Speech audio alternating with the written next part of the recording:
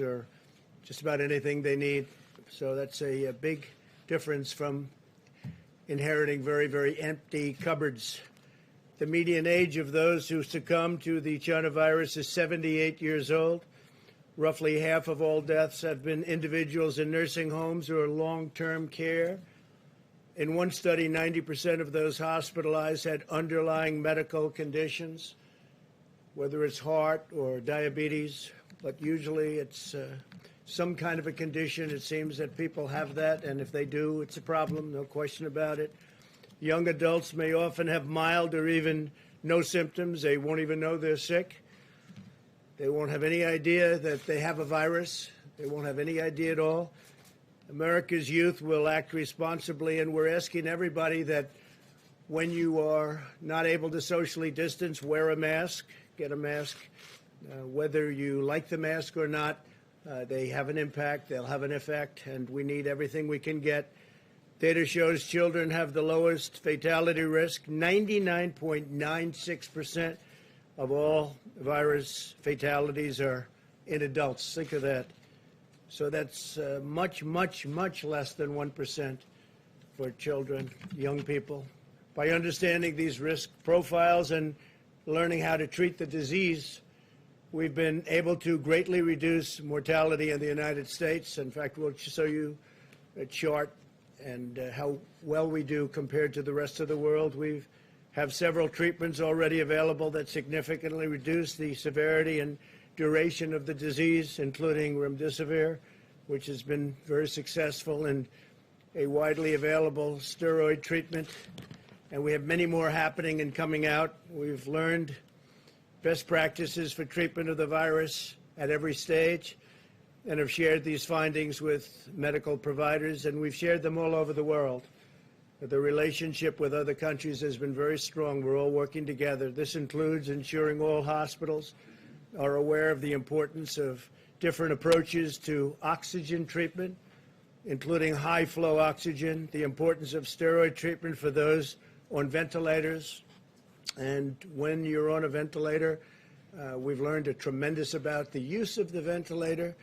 And at the beginning, people never had an experience like this, where we needed so many ventilators so fast, and even the use of the ventilators. But the doctors have become incredibly, and nurses and helpers have become incredibly good at the use of a ventilator, which is actually a very complicated procedure, and allocating remdesivir to hospitals based on new admissions, since it works best early in hospitalization.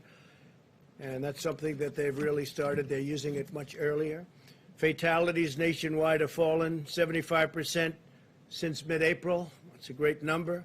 As cases and fatalities rise in certain hard-hit states, which you're looking at right now, we're surging personnel, supplies, and therapeutics. We, again, have tremendous amounts of supplies. We are in very good shape, and we can move them quickly. Our case fatality rate has continued to decline and is lower than the European Union and almost everywhere else in the world. If you watch American television, you think that the United States was the only country involved with and suffering from the China virus. Well, the world is suffering very badly. But the fact is that many countries are suffering very, very, very badly. And they've been suffering from this virus for a long time. We've done much better than most, and with the fatality rate at a lower rate than most, it's something that we can talk about, but we're working again with them because we're helping a lot of countries that people don't even know about. I get calls all the time asking for help, especially as it pertains to the ventilators. They need help with ventilators. They have to get them. They're very hard to get. We're making thousands now a month, thousands of ventilators a month. It's been quite amazing. We keep doing the good job, and things will get better and better. We'll be putting up charts behind me showing different statistics and different rates of success, and I guess you could say also things that we can do better on.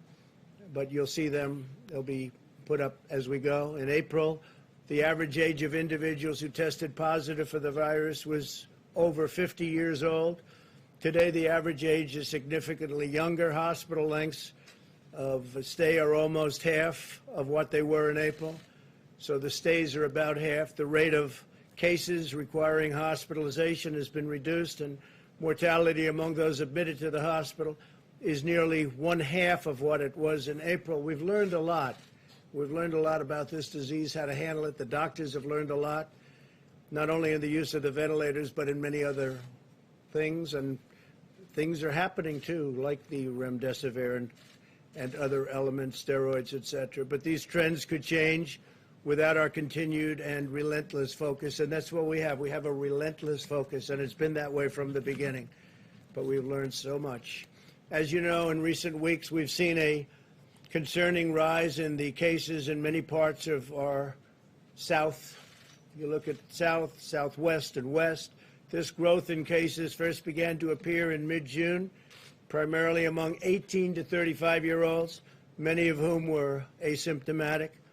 We're also facing the challenge of a significant spike in virus cases across the rest of the Western Hemisphere, including Mexico. Mexico's been hit very, very, very hard.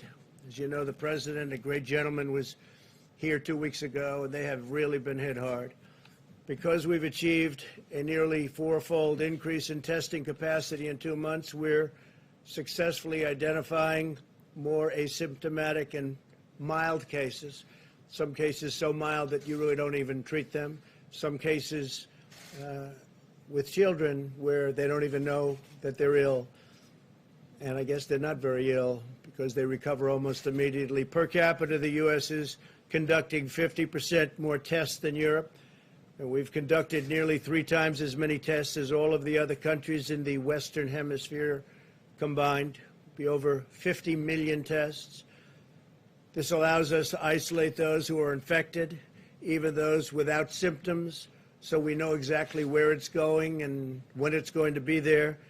We're also working to reduce turnaround time. My administration has been aggressively responding to case growth in the Sun Belt, and we continue to do so, working very close with all governors, but right now, in particular, those governors. We're coordinating closely with hospitals and governors. In the last 3 weeks, I've sent senior officials into 9 states to meet with governors and provide recommendations to the various leaders of the state, including hospital administrators, et cetera. My administration currently has 0 unfulfilled requests for equipment or anything else that they need from the governors. No governor needs anything right now, and we think we'll have it that way till the end because, frankly, we are stocked up and ready to go wherever we have to go. We've nearly 7,000 National Guard and military medical personnel in Texas, California, Florida, and Arizona that's helping us greatly. I want to thank them very much. The military has been fantastic.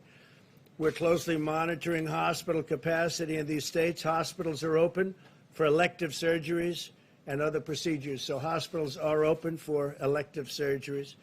We want Americans to get the medical treatments they need. All of the governors we've spoken with say they have enough bed capacity. That's a great thing. Our initial shutdown was to prevent the overflow of our hospitals and to allow us to meet the demands caused by this global pandemic, including the ventilators. And a permanent shutdown was really never an option in terms of what we're doing right now. This would be completely unsustainable, produce debilitating economic fallback, and lead to catastrophic public health consequences. There are consequences to shutdowns, and we've saved potentially millions of lives by doing the initial shutdown, but now we're very aware of this disease. We understand the disease to a large extent. Nobody's going to maybe ever fully understand it, but we'll end up with a cure, we'll end up with therapeutics, we'll end up with a vaccine very soon, all 3. We're instead asking Americans to use masks, socially distance, and employ vigorous hygiene. Wash your hands every chance you get while sheltering high-risk populations. We are imploring young Americans to avoid packed bars and other crowded indoor gatherings. Be safe and be smart.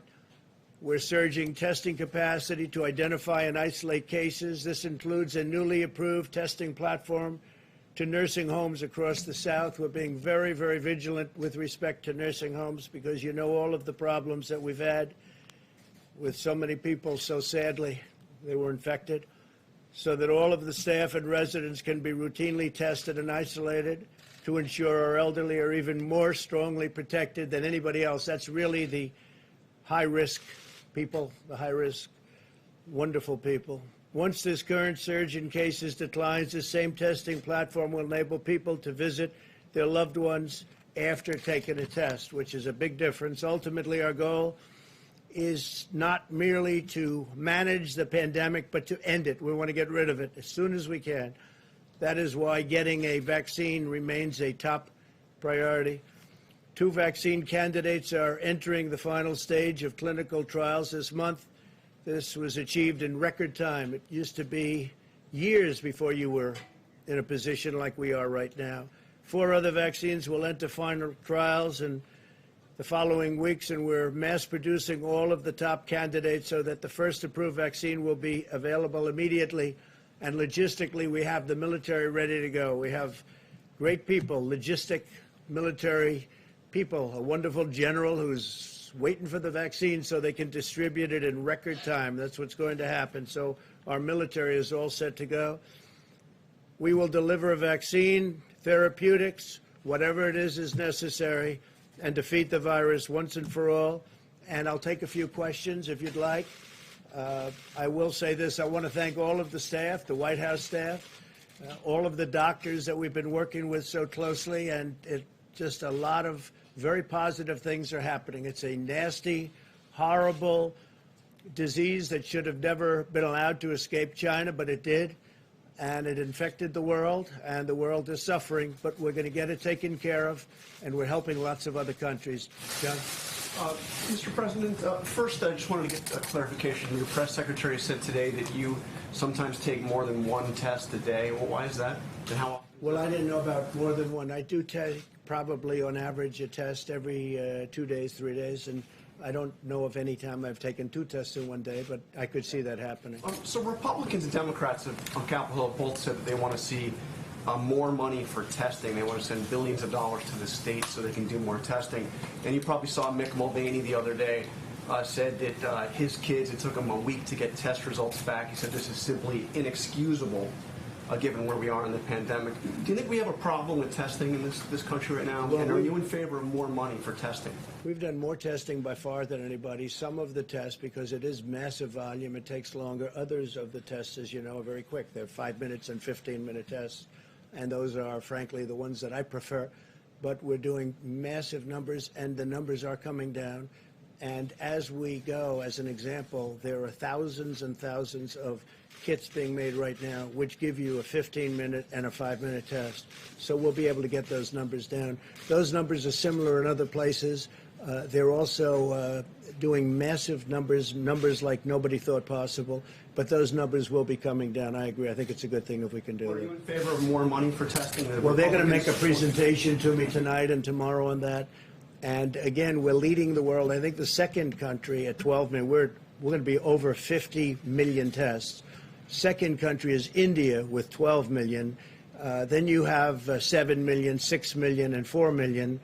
I think that we are doing a tremendous amount of testing. But if the doctors and the professionals feel that even though we're at a level that nobody ever dreamt possible, that they would like to do more, I'm okay with it. Why are your doctors not with you here today? Where's Dr. Fauci, Dr. Birx? Well, Dr. Birx is right outside. Yes, please. Thank you, Mr. President. I've got 2 questions for you, if that's okay. Number 1, I just wanted to know, in November, do you want the American people to judge Could you you on speak the... up, please? Do you want the American people to judge you on the ballot in November by how you've handled this pandemic so far? This, among other things. I think the American people will judge us on this, but they'll judge us on the economy that I created and that already we're creating. We're setting record job numbers, as you know. I think we're going to have a very strong year next year. I think we're going to have a very strong third quarter, a very good fourth quarter, but I think next year is going to be a record year, and I think they're going to judge me on that. I think they're going to judge me on the tax cutting and the regulation cutting, which nobody's ever done to the extent that we've been able to do it, on rebuilding the military, on how we've handled the VA. On the VA, we got Veterans Choice. Nobody thought that would be possible. That's been many decades. They've been trying to get Veterans Choice. It's called Choice, where they can go get a doctor if they have to wait online for 2 weeks or 5 weeks or 2 days. And frankly, that's been a great thing. Veterans accountability, I think they'll judge me on that.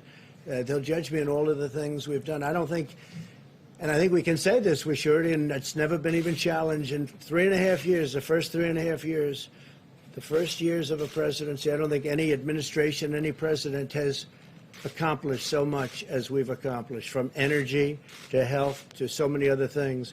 And then this came in, and the plague, I call it the plague came in, terrible thing, should have been stopped, wasn't stopped.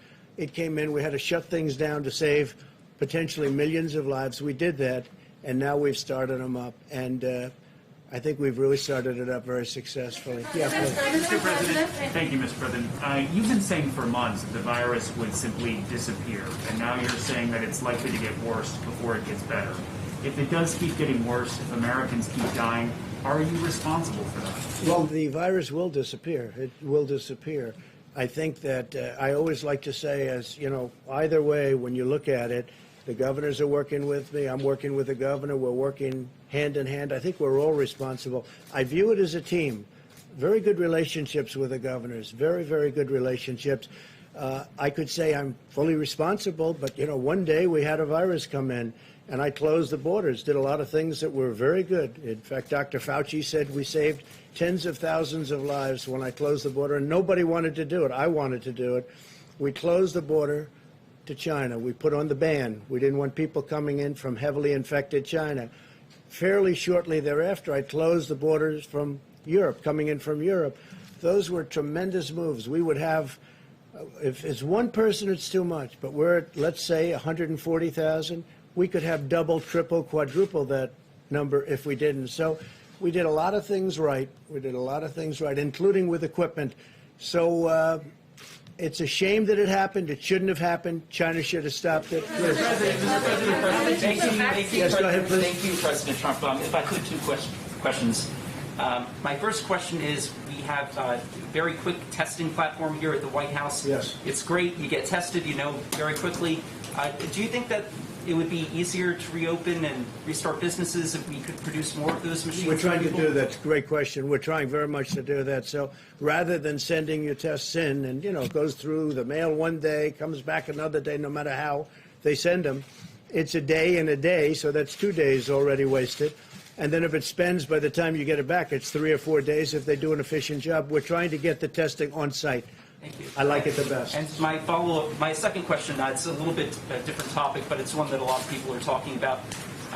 Ghislaine Maxwell is in prison, and so a lot of people want to know if she's going to turn in powerful people. And I know you've talked in the past about Prince Andrew, and you've criticized Bill Clinton's behavior.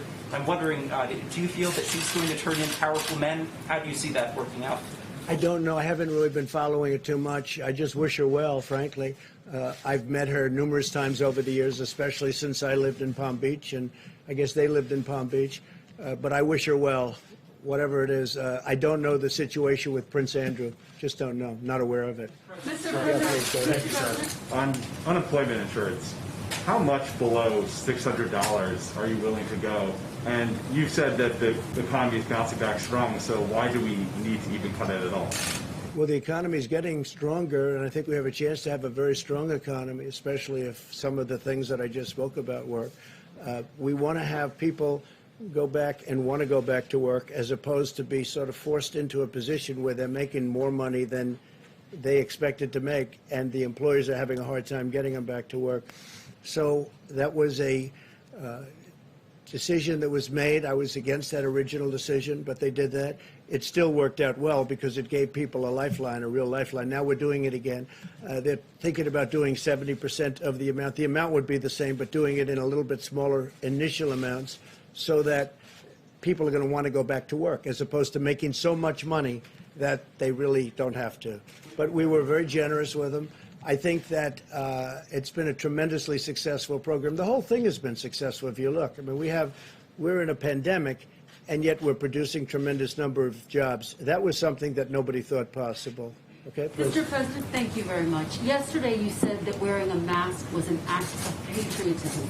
If that is the case, why don't you do it more frequently? Well, I do actually do it when I need. I mean, I carry the mask when I have to go. I went into Walter Reed Hospital. the other day. I have the mask right here, and I carry it, and I will use it gladly. No problem with it. And I've said that, and I say, if you can, use the mask. When you can, use the mask. If you're close to each other, if you're in a group, I would put it on when I'm in a group.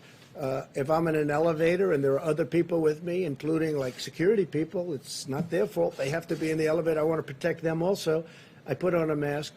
I have no problem with the masks. I view it this way. Anything that potentially can help, and that certainly can potentially help, is a good thing. I have no problem. I carry it. I wear it. You saw me wearing it a number of times, and I'll continue. Please. Can I ask you a quick follow-up? Go ahead, please. So are you sending mixed messages, though? Yesterday you tweeted out an image wearing a mask, and then last evening we saw you not wearing a mask at your hotel. Well, I don't know the hotel. I was pretty far away from people, but I would say this. I've explained it, I think, very well. If you're close together, I would put on the mask, and if you're not, I would say that if you're, for instance, I'll see, like here, you've been all tested, I've been tested. Oftentimes I'll be with people that are fully tested, I've been tested. In theory, you don't need the mask. I'm getting used to the mask, and the reason is, think about patriotism. Maybe it is, it helps. It helps. Now, we have experts that have said in the recent past that masks aren't necessarily good to wear. You know that. But now they've changed their mind. If they change their mind, that's good enough for me. So I wear it when appropriate. Please. Thank you, Mr. President. Thank you, sir. A lot of Americans, though, may be surprised at your change of tone over all of this, a more perhaps realistic tone. Some would look at it that way. The sudden embrace of masks, social distancing, well, I've always agreed with that. I mean, I've never fought either one, but certainly social distancing. I want to. That's common sense. 6 feet to me is common sense. I'd like to say maybe make it a little bit further. The idea that things will get worse perhaps before they get better here, and perhaps the realization that this resurgence, if you will, is for real when you used to talk about it in terms of little fires being put out here and there. We have them too. No, we have embers and fires, and we have big fires, and unfortunately now Florida is in a little tough or in a big tough position. You have a great governor there. You have a great governor in Texas. You have people that are very, very skilled people, and I think they're going to handle it very well. Their hospital capacities are holding up, but Texas is a big state, and it's very well run, and so is Florida, and I think they'll do a very good job. Changing your tone, though, sir? I just wanted to ask you about the issue of vaccines, which you already mentioned. Yesterday, a study by a Chinese company showed some promising results for its coronavirus vaccine candidate.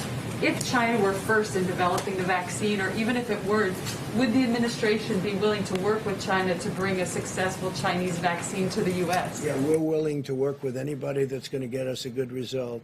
We're very close to the vaccine. I think we're going to have some very good results. We're already in testing. Nobody thought that would be possible. Under the old system, it would be a year to 2 years before you could even think about using the word testing. So I think we've had a lot of, and the reason we're testing, I mean, they've had good results. So now we have to see in the testing also for safety, because they have to make sure it's safe. And I think you're going to see something over the next fairly short period of time, maybe very short period of time, having to do with therapeutics and vaccines that are very good. So we'll be doing these quite often. We're going to keep you abreast of this, and we'll also talk about some of the other topics like our economy, which is doing well. The stock market had another good day. I think they have a good day because they see a lot of positive things happening on this front, too. Thank you very much. Thank you. Thank you. Are you confident you'll get a deal, Mr. President?